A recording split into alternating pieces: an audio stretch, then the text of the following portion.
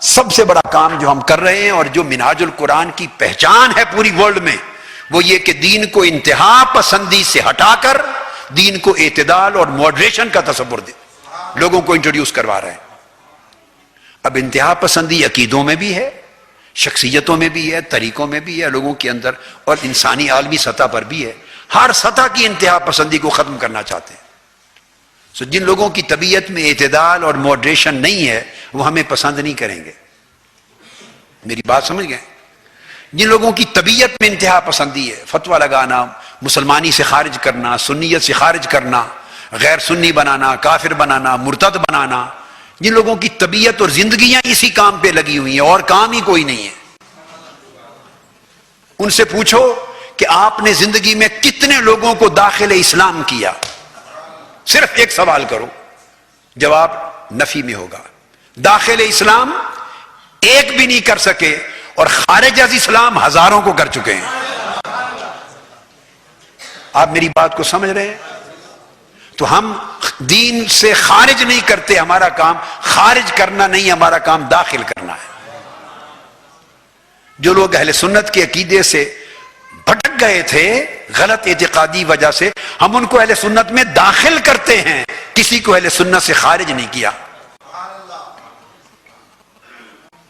اب تو اعتدال سے، محبت سے، اور پھر اگلی بات امپورٹنٹ یہ کہ اہل سنت عقیدہ جو منہاج القرآن کا کنٹریبیوشن یہ ہے کہ لوگوں کے پاس عقیدہ اور مسلک تھا، یہی عقیدہ اور مسلک اہل سنت کا، یہی سواد اعظم ہے، یہی الجماعہ ہے، اور یہی بخشا ہوا جماعہ ناجی ہے۔ آقا نے اسی کی خبر دی، یہ ہمارا عقیدہ ہے، عقیدہ درست ہے اہل سنت کا، یہی حق ہے، یہی سچ ہے۔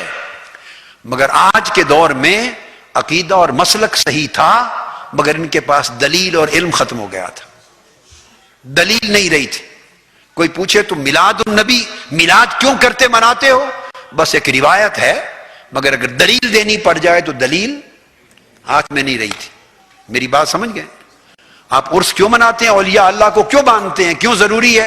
ایک روایت، ٹریڈیشن ہے، بزرگ مانتے چلے آ رہے ہیں، مگر کوئی قرآن و سنت سے علمی دلیل پوچھے تو دلیل، کیا میری بات درست ہے؟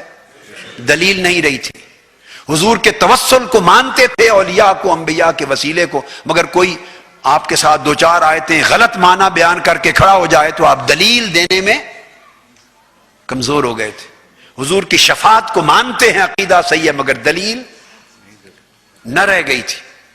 الغرض اس عقیدہ اہل سنت پہ جو سواد اعظم کا مسلک صحیح اور عقیدہ حق کا ہے،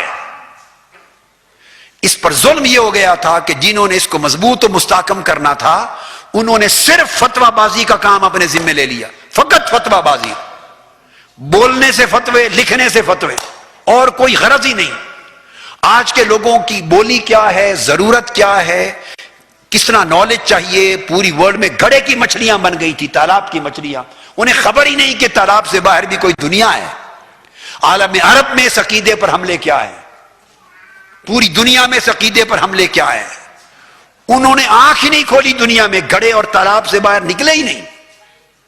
انہوں نے مسلک کو، سواد اعظم کو اپنے اپنے ناموں کے اوپر محصور کر کے فرقہ، تنگ چھوٹا سا فرقہ بنا دیا تھا، اور بند گلی میں اندھیرے میں بند کر کے رکھ دیا تھا، اور دلیل نہیں رہی تھی۔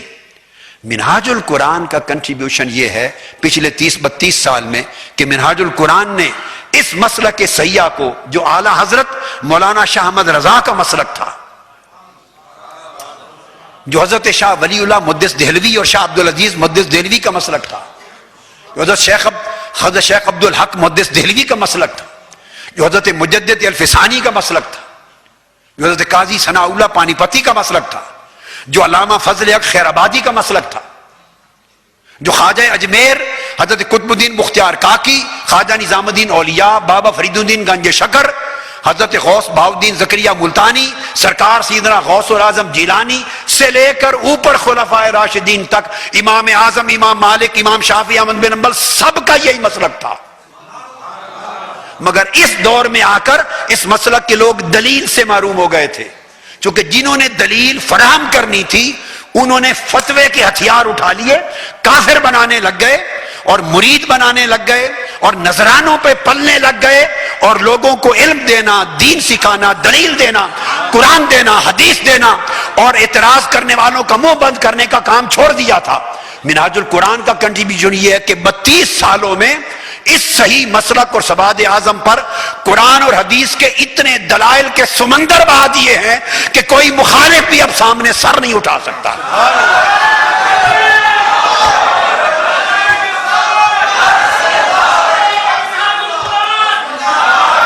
آپ اگر کوئی میلاد کی بات کرے تو ہزار صفحات پر مشتمل میلاد پر قرآن و حدیث کے دلائل کی کتابیں دے دی ہیں آپ کو۔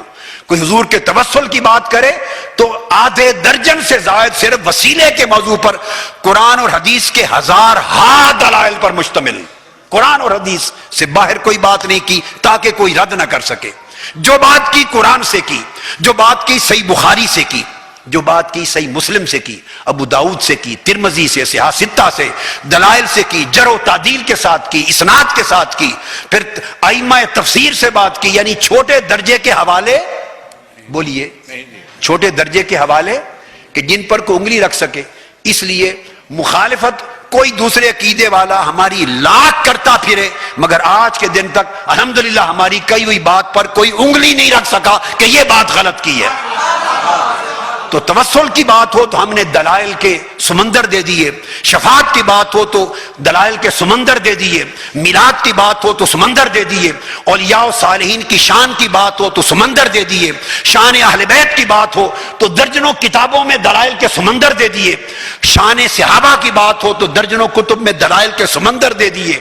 الغرض جس زیارت مزارات کی بات ہو تو سمندر دے دیے، جس ایصال ثواب کی بات ہو تو سمندر دے دیے، دست بوسی کا مسئلہ آئے تو سمندر دے دیے، جس چھوٹے بڑے مسئلے کو لے لیں، امام اعظم ابو حنیفہ کی بات ہو دلائل کے سمندر دے دیے، تقلید پر مذہب حنفی پر دلائل کے سمندر دے دیے۔ 30,000 احادیث کا ذخیرہ جامع السنہ میں نے تیار کر دیا، اور یہ 1200 سال کے بعد اسلام کی تاریخ کا 1000 سال 1200 سال صحاح ستہ کے بعد حدیث پاک کا سب سے بڑا ذخیرہ تیار ہوا ہے جو میں نے دیا آپ کو۔ تو منہاج القرآن نے جرم یہ کیا ہے، منہاج القرآن نے گناہ یہ کیا ہے کہ ان بے دلیلوں کو دلیل دے دی ہے، جن کے پاس علم نہیں تھا انہیں علم دے دیا ہے، اور آپ کے اعتماد کو اتنا پختہ کر دیا ہے، آپ کے کانفیڈنس کو اتنا مضبوط کر دیا ہے کہ اب کوئی شخص آپ کے سامنے سر اٹھا کے بات نہیں کر سکتا۔ کوئی ایک اعتراض کا جملہ بولے، آپ جٹ میری 10 کیسٹیں خطابات کی اس کے ہاتھ میں دے دیں گے۔